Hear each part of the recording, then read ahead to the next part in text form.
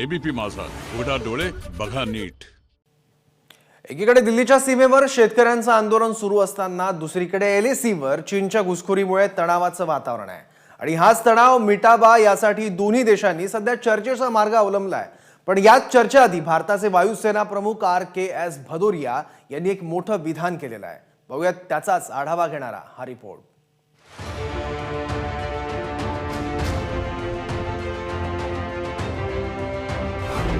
Fifth generation का हमने एमका programme DRDO के साथ ऑलरेडी इम्प्लीमेंट कर रहे हैं।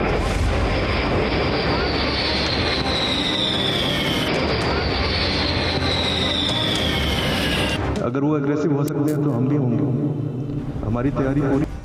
भारत चीन तणाव चांगलाच वाढलाय।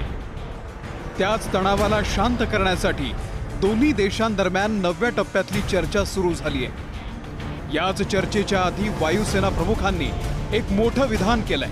कॉन्फ्लिक्ट हम लोग देख रहे हैं LAC पे भारत और चीन के बीच में। अभी चूंकि विंटर्स हैं, लेकिन उसके बाद बताया जा रहा है कि चाइना जो है वो अग्रेसिव हो सकता है। तो ऐसे में इंडियन एयरफोर्स की तैयारी इस वक्त कैसी है? क्या अभी भी कंटिन्यू फ्लाइंग हो रही है उन सब इलाके में, खासतौर पर रफाल फ्लाई कर रहे हैं उस तरफ? हाँ, सब तैयारी चल रही है। अगर वो अग्रेसिव हो सकते हैं तो हम भी होंगे, हमारी तैयारी पूरी है। LAC वरती चीनच्या घुसखोरीमुळेच तणाव निर्माण झाला आणि आता त्याच चीनला कळलंय की भारताशी पंगा घेणं परवडणारं नाहीये।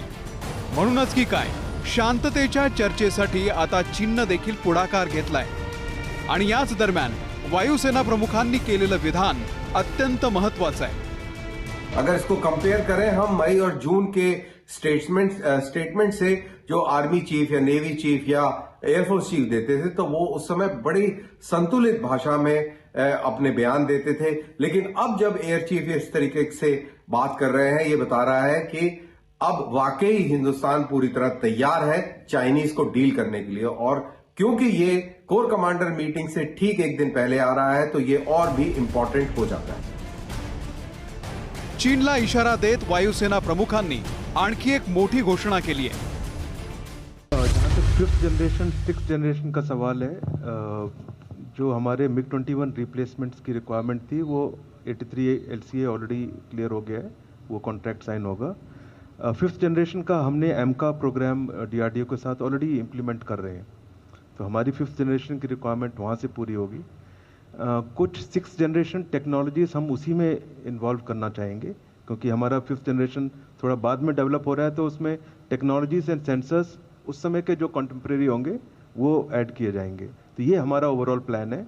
जो भी आप बोल रहे हैं कि एडवर्सरी के पास ये एयरक्राफ्ट है या ये कैपेबिलिटी है, तो हम भी उसी दिशा में काम कर रहे हैं।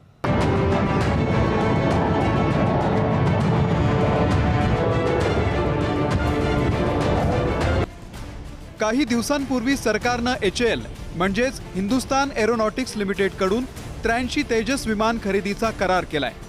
त्यासाठी 48,000 कोटींची मंजुरीही देण्यात आली आहे। हे सगळे फोर्थ जनरेशन लढाऊ विमान तेजस पुढच्या वर्षी भारतीय वायुसेनेमध्ये दाखल होतील। त्याच दरम्यान फिफ्थ जनरेशन लढाऊ विमानांच्या निर्मितीवर देखील काम सुरू झालेलं असेल।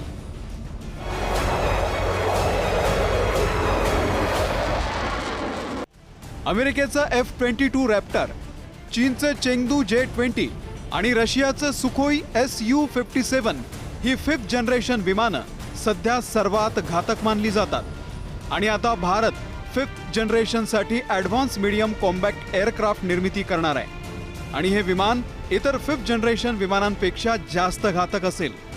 त्याचमुळे वायुसेना प्रमुखांनी चीनला हा इशारा दिला असावा। ब्युरो रिपोर्ट, ABP माझा। एबीपी माझा, उघडा डोळे बघा नीट।